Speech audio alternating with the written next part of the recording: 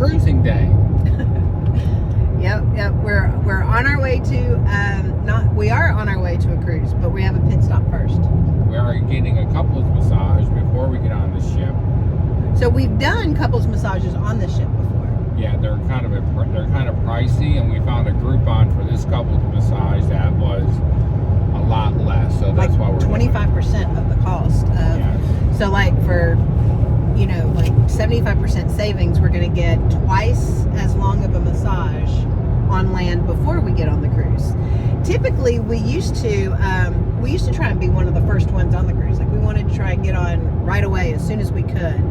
You've kind of changed that the last. Well, this time instead of getting on the ship at 10:30 or 11 o'clock and dragging our luggage around for a couple hours, we're going to get on a little bit later and be able to go straight to the room. Yeah, go straight to the room. We have had Bachelor to the Fun on Carnival, which is really nice, but we're going to do it a little bit different, try to save a little bit of money. Save a little bit of money, but have a full experience. But yeah, still have the full experience. So instead of trying to get on the ship and having a massage on the ship, we're going to have a massage on land and then head to the ship. So I think it's a fabulous plan, and it's saving us like $400 probably. Yes. So cool. So I'm super excited about that. We're exiting off right now too. But what we wanted to talk about today was vacationing and addictions. And what do you do if you are vacationing in a place where addictions are pushed, or vices, or whatever. So we were discussing that on a cruise ship, it is probably one of the places, oops, he's about to make a wrong turn. It is one of the places where all the vices are pushed. If you like alcohol, there's so much alcohol on a ship, and there are people getting sloppy drunk, gambling, overeating, food. Oh man, like a 24-hour ice cream bar and like desserts galore and hot lava cake, and those ask for the peanut butter on the cookies, side. man. Oh yeah, and he has a thing for the Carnival cookies. I mean, like he brings Ziploc bags so we can take them back. I do steal them and bring them home. We can take them back to the room all through the cruise, because if he wants a Carnival cookie at 2 a.m., he doesn't want to have to walk up to the, I think the buffet's closed. They put them away. They put them away. So anyway,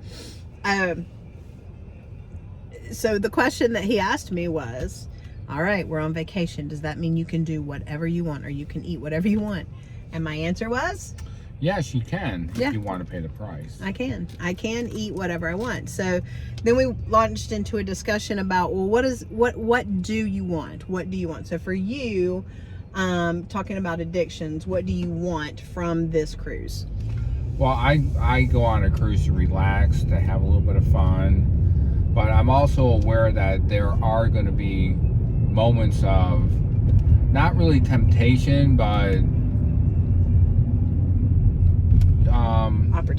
opportunity. Yes, that's a good word. And I just have to be aware that the opportunity is there, but I want to stay focused on my personal sobriety, because your personal sobriety is way more important to you than any kind of one drink or cruise, yes, 1,000 drinks or whatever, right? Yeah, one is too many, and 1,000's not enough. Right. Same is true with cupcakes or almond croissants or other things too. But so for me, he said, does that mean you can eat whatever you want? Yes, yeah, I could eat whatever I want. The problem is eating. If I were to go by my, if I were to let my mouth dictate what I want, then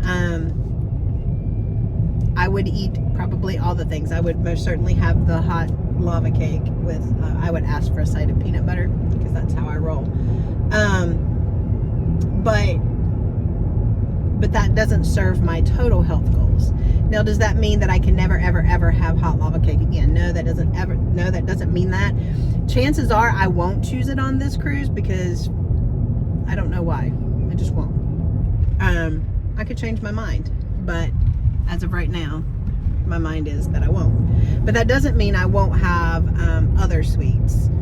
So I think the most important thing when you're trying to maintain any type of, or maintain or manage, or I'm not sure the right word, any kind of addiction. So for him, alcohol, well, and gambling or anything. For me, mostly it's sugar, is to go in with a plan. And Well, yeah. go ahead. I was going to say, and being accountable to each other, giving each other permission to say, Yeah, if you haven't heard the Lenny story where he made me cry in Lenny's because he took my pancakes away, then that's a cool story. But that was pre-program, and one of the things that we've had to do post-program is that I have to give him permission to take food away from me. But it's kind of sounds so bad. It's like I'm her master. It does sound bad, but it's really not that way. And he doesn't ever, it's not like he cracks a whip and says, I'm taking this away, you can't have any more cookies. It's more of an unspoken rule that sometimes I get myself in food situations where there's so much around and I want to eat it all, but I know I shouldn't eat it all. She says I give her a look. Sometimes he gives me a look, but sometimes I just know. And sometimes now I give you a look. I give you a look that says, I need you to move this, because I don't have whatever it takes to for my brain to pick up the plate and move it away from me. I don't have that in me, and I know that. And so having a partner who's supportive is tremendously helpful in that case, when I'm like, can you please just, mash another plate on it or make it unedible in some way so that I don't reach for it, because I will continually reach for it if it's sitting there. There's lots of fun on a cruise ship to have, even in sobriety, not overeating and not doing all those things. Cruising or vacationing is still lots of fun. So what's your plan? What's your plan to maintain your sobriety on this cruise with all these people drinking? What if I want to have a drink? Can I have a drink? Yes, you can have a drink. And I usually give you a big kiss. But yes, you can drink. I can't drink, and if I'm tempted to drink, it's up to me to say to her, I really want to drink. And usually once I verbalize that, it usually loses its power. Somebody's not happy that he's not going quick enough. They too want to get to the cruise. Oh, and I just made a wrong. I missed a turn. And he missed a turn, so now he's got to turn around. So for me, it is different because I can have a piece of cake, but if I have a piece of cake, you don't want to turn there. Yeah, I shouldn't. Oh, okay. If I do have a piece of cake, then I want another piece of cake, and so it becomes a. You're not going to turn there either. It becomes. How about here? You want to turn here? It becomes. I don't think. Do you want to turn there? I don't think you can do that, can you? Oh my gosh. I gotta get to the massage place. Okay, so anyway, I see I done lost my train of thought. It becomes a thing where then it's excess. So I have to have a plan going in about excess. And I don't even know that. I know that my plan is to pick healthy choices in the dining room, to try and stay away from the buffet as much as possible. We do tend to go sit down and eat in the dining room more times than not, which allows me a little bit better access to portion control and not being so tempted by all the things. Yes. And me too. So that tends to be our thing. And now we do that. We stay away from the buffet for the most part, most places, or most cruises. We do tend to just go to the main dining room and eat. My other plan will be to limit my sweets. And not limit in that I can't have them, but limit in that I don't overindulge. And then I'm going to do the May challenge. So starting May 1st for 28 days, I'm going to be back on plan. And it looks like we've just pulled into the massage place. So the takeaway from this video is have fun on the cruise or vacation. But you don't have to have fun I mean, we can have fun in excess, but we don't have to have fun by eating in excess or drinking in excess or gambling in excess. Or doing anything that will take us a step back. Right. And that we should keep our health goals in our sobriety. And our sobriety. Well, that is a health goal, isn't it? Sobriety is a health goal. Keep our health goals in our forefront. And then to hold each other accountable for that too.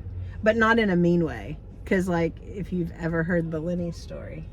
That's for a different time. When he took my pancakes away and made me cry in the middle of the restaurant. Well, he hates that story. because you make me sound like an ogre. No. I kind of felt like you were an ogre that day. But now we have this whole kind of non-communication kind of thing. Like, I can give him permission with a look. Now, he usually does follow it up with, do you want me to move that out from in front of you? Because I think he's a little bit afraid that I'll burst into tears. But we do have that, and that's important. I mean, that is really, if I haven't told you before, that's really super important to me that you do that you recognize when I'm struggling, and I can kind of just throw you a look, and you help remove that temptation from me. I appreciate that a lot, actually. Oh, you're welcome. So anyway, all right, I'm gonna go get a couples massage. Go Talk to y'all Bolts. later.